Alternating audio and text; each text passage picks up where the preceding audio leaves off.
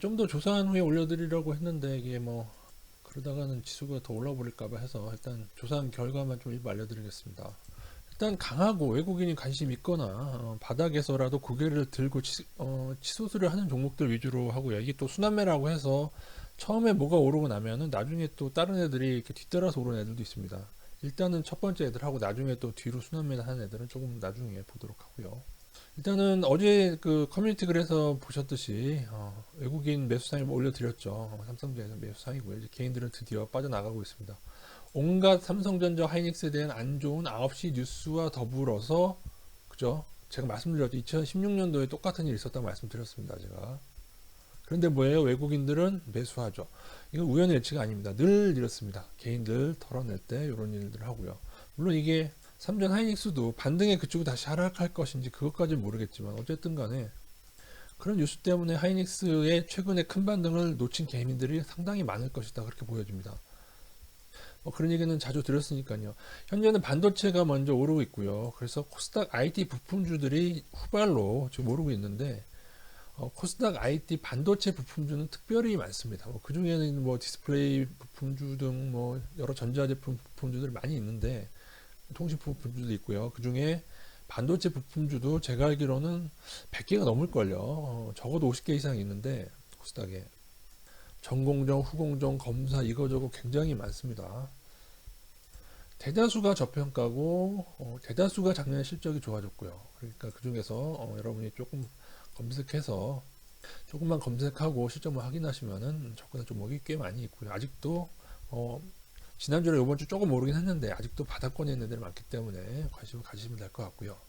2차 전지가 드디어 조정을 끝내고 지난주부터 이제 금요일부터 반등을 했죠. LG 엔솔이 반등을 했고요. 그래서 오늘도 반등 이어가고 있고 요거는 고평가가 많아서 잘 선택하셔야 되고 큰 반등 후에는 다시 하락할 수도 있습니다.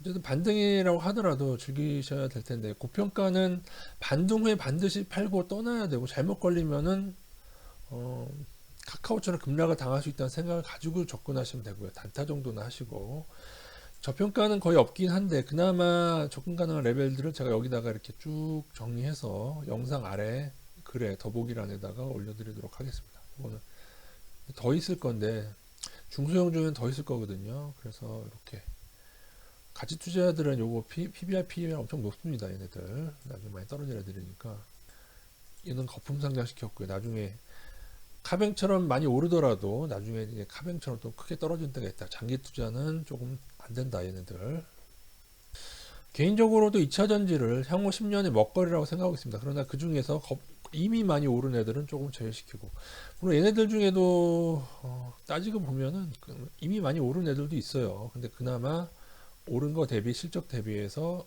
적정 평가 내지는 접근 가능한 애들만 좀 적어놔 봤습니다.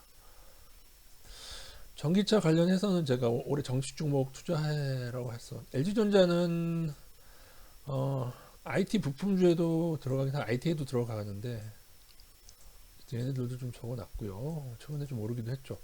게임주는 늘 관심입니다. 저는 게임주. 이게 어차피 메타버스 테마를 타고 게임주, 인터넷주는 앞으로 이 중에 정말로 10년에 발전할 애들이 있거든요. 게임주는 여러분 구글에다가 게임 순위 치시면은 게임 순위 매달 발표되는 PC방 점유율 게임 순위가 있거든요. 그 중에서 그 기업들 보시고 실적 보시고 앞으로는 여기에 대한 연구도 많이 예전에 한번 올려드린 적이 있죠.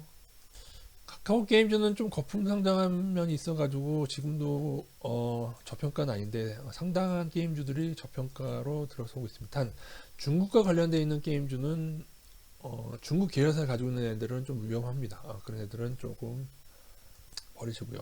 철강 같은 경우에 말씀드렸듯이 우크라이나가 만약에 종전할 경우에 재건 테마로 갈 수 있고 워낙에 저평가였다가 최근에 조금 오르고 있죠.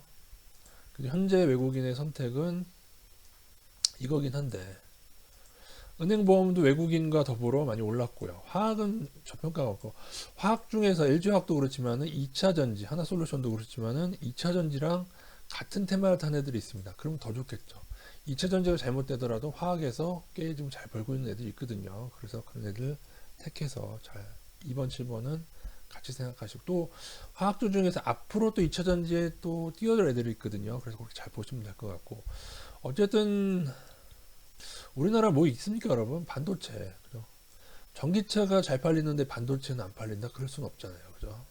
전기차 영원한 테마고 전기차로 인해서 그죠? 어떻게 보면 전기차로 인해서 2차 전지도 있고 반도체도 더 수요가 생기고 그런 거가 되겠죠. 그리고 저는 게임주가 우리나라 워낙에 스마트해서 이 중에 또 더 발전할 게임주들이 꽤 있을 걸로 봅니다. 대표는 NC소프트가 되고 NC소프트는 투자 가능 레벨이긴 합니다.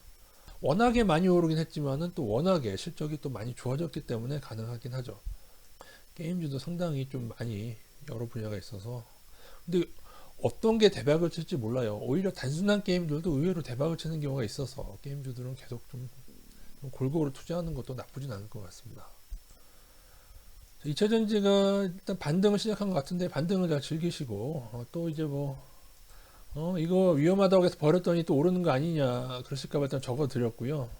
이거는 단타 정도는 하고 나오시고 차라리 다른 애들 정말로 장기적으로 오랫동안 먹을 수 있는 애들을 보십시오. 얘들도 저평가는 아니고 그동안 많이 오르긴 했는데요. 그러니까 얘네들도 중단기 매매자들은 손절을 정해서 들어가야죠. 그죠? 그렇긴 한데 그래도 만약에 베어마켓 랠리가 오게 되면은 반도체와 더블 2차 전지도 같이 반등하거나 같이 오를 수도 있다고 보여져서 두 번째에 넣어놨습니다. 계속적으로 업종을 보고 있는데 사실은 제가 이제 지난주는 부모님 모시고 여행 다니느라 그리고 이제 설날 때도 이제 가족들과 같이 있느라 좀 많은 시간을 내지 못한 게 사실입니다. 사실은 지난주에 바싹 연구를 싹 다 해가지고 이 종목명까지 쫙 다 많이 적어드리면 좋았는데 이 정도까지가 조사고요. 뭐 앞으로 더 조사되는 대로 올려드리도록 하겠습니다.